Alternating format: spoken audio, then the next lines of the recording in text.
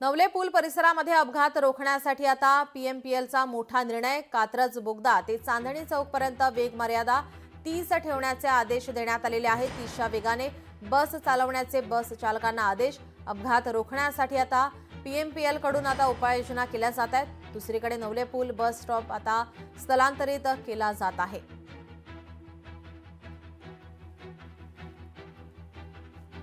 नवले पुलावर झालेल्या अपघातानंतर आता उपाययोजना केल्या जात आहेत।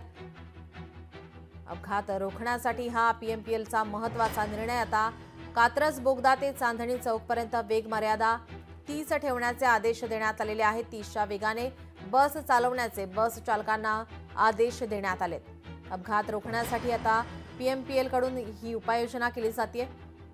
तर दुसरीकडे नवले पूल बस स्टॉप आता स्थलांतरित करण्यात आलेला आहे।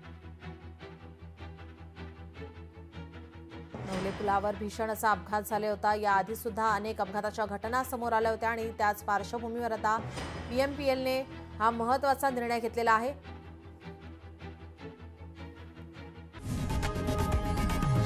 लोकशाही मराठी ऐका, पहा, जागरूक रहा।